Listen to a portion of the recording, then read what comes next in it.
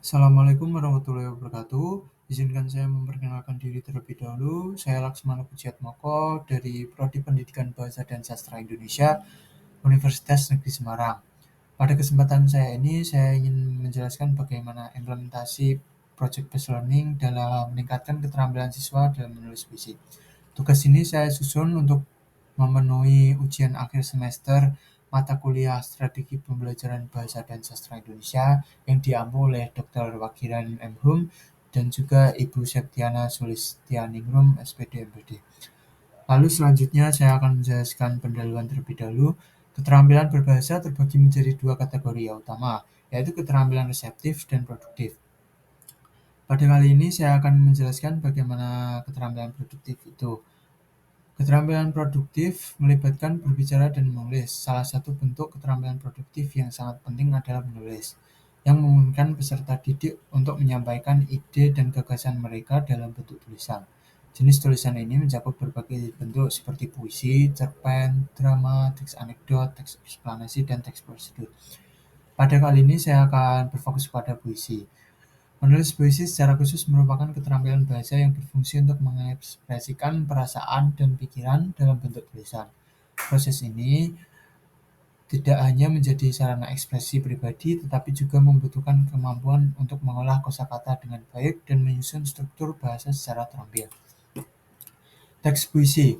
Puisi sendiri sebagai bentuk seni yang tidak hanya sekedar rangkaian kata-kata, melainkan juga media untuk menyampaikan pengalaman atau gambaran dunia dari perspektif pribadi sang penyair. Gambaran tersebut bisa berupa sesuatu yang bersifat nyata seperti pemandangan alam atau yang lebih mendalam seperti ekspresi perasaan dan pengalaman batin. Dengan kata lain, puisi adalah proses penciptaan yang menghasilkan karya dengan keindahan estetis sekaligus makna yang mendalam. Lalu selanjutnya adalah model Project Based Learning. Rokayah pada tahun 2022 menyatakan bahwa pendekatan Project Based Learning ini merupakan suatu metode pembelajaran yang mendorong siswa untuk terlibat aktif dalam kegiatan belajar. Dalam model ini, siswa diberikan kesempatan untuk menyelesaikan proyek-proyek tertentu yang terkait dengan topik pembelajaran. Proses ini menuntut mereka untuk berpartisipasi secara mandiri, mulai dari mengerjakan tugas, mengamati situasi, melakukan penelitian, hingga membaca berbagai sumber untuk mendukung pemahaman mereka. Lalu tujuan pembelajaran dari model ini yaitu peserta didik memberdayakan didorong untuk mengkonstruksikan pengetahuan mereka sepenuhnya dengan menggunakan aspek dari apa yang telah mereka pelajari dan menggabungkannya dengan pengalaman dan pemahaman yang mereka miliki. Selain itu, belajar berbasis proyek berfungsi untuk meningkatkan kemandiriannya dalam berketerampilan sosial peserta didik. Nah, dalam penilaian puisi ini terdapat sejumlah aspek penting yang menjadi dasar evaluasi untuk memahami kemampuan siswa menghasilkan karya sastra yang memenuhi unsur teknis dan estetis. Yaitu yang pertama adalah kreativitas menyampaikan ide-ide dan orisinal dalam puisinya, lalu ada gaya bahasa dalam penulisan puisi, struktur puisi, dan juga yang terakhir adalah keindahan puisi.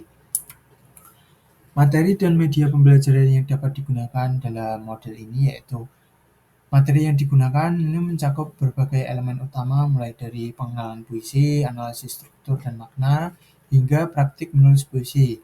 Berikut adalah rincian bagaimana materi dalam teks puisi ini, yaitu yang pertama ada pengenalan teks puisi, lalu ada bagaimana struktur teks puisi tersebut, lalu penggunaan gaya bahasa dalam menulis teks puisi, hingga yang terakhir adalah teknik menulis puisi langsung.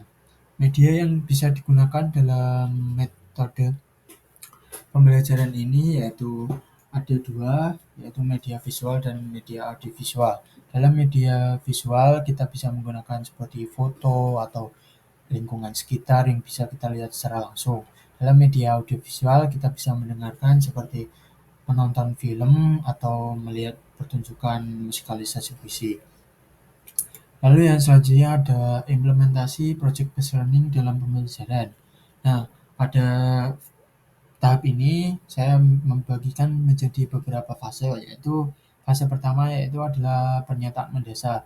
Guru memulai pembelajaran dengan memberikan pernyataan mendasar yang memancing rasa ingin tahu siswa. Pertanyaan ini dirancang untuk relevan dengan kehidupan sehari-hari dan menginspirasi eksplorasi kreatif siswa.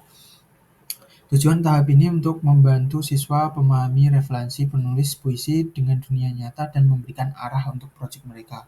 Lalu yang kedua adalah perencanaan proyek. Pada tahap ini, guru bersama siswa merancang proyek yang melibatkan langkah-langkah menulis puisi. Beberapa aspek yang direncanakan yaitu meliputi yang pertama adalah pemilihan tema, yang kedua adalah perencana kerja, yang ketiga ada referensi sumber, dan yang keempat adalah pembagian kerja. Nah, pada fase selanjutnya yaitu fase 3 adalah penyelidikan langsung.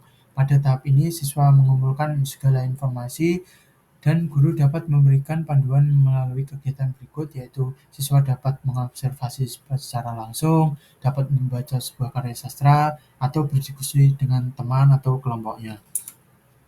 Nah, pada fase selanjutnya adalah fase 4, yaitu pembuatan produk. Pada tahap ini, siswa mulai menulis dan merevisi yang telah dibuatnya. Proses ini mencakup pada draft pertama, yaitu siswa menulis berdasarkan tema yang telah dipilih, lalu ada revisi, yaitu siswa membaca kembali puisi mereka, apakah penggunaan bahasa dan struktur atau diksi yang dihasilkan sudah lebih baik.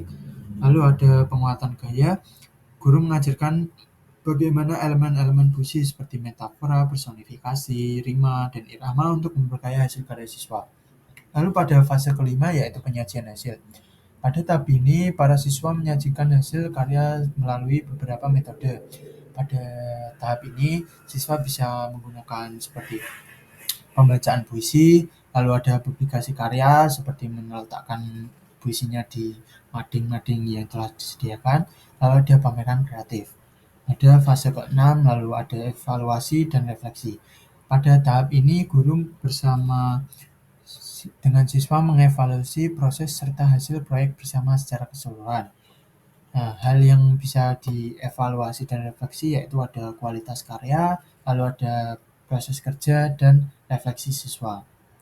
Nah, dari semua hal itu terjadilah pilar model pembelajaran, yaitu yang pertama adalah sistem sosial.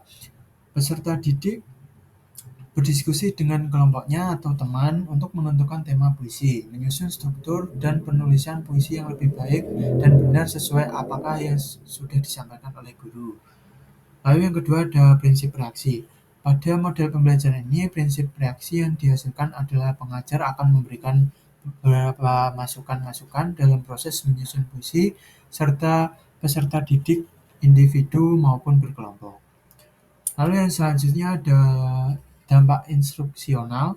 Dalam konteks ini, dampak instruksional memberikan panduan yang jelas kepada peserta didik untuk mencapai kemampuan yang telah diharapkan. Salah satu contoh penerapannya adalah membantu peserta didik mengembangkan kemampuan menulis, serta mengevaluasi puisi yang sudah dihasilkan apakah memenuhi kriteria tema, kreativitas, dan struktur. Lalu kemudian ada sistem pendukung.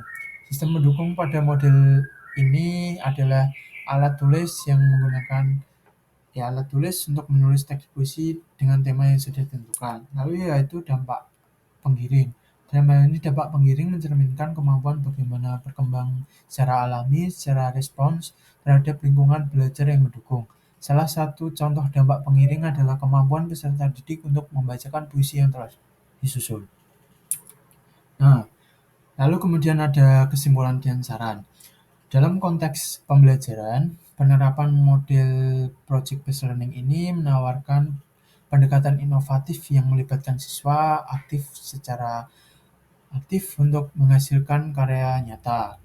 Project-based learning tidak hanya membantu siswa untuk memahami materi, tetapi juga mengembangkan keterampilan berpikir kritis, kolaborasi, dan kemandirian.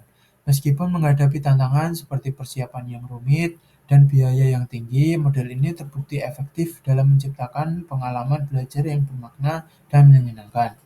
Nah, mengingat tantangan dalam penerapan project-based learning ini, seperti persiapan yang rumit dan biaya yang tinggi, disarankan agar guru mencari cara untuk menyederhanakan proses project-based learning ini dengan memanfaatkan sumber daya yang ada di sekolah, seperti media pembelajaran digital atau literatur yang mudah diakses.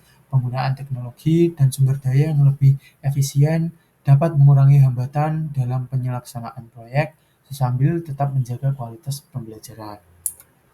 Nah, itu dia yang bisa saya jelaskan pada kesempatan kali ini. Jika ada salah kata atau salah ucap dalam pengucapan materi saya, mohon dimaafkan. Terima kasih. Wassalamualaikum warahmatullahi wabarakatuh.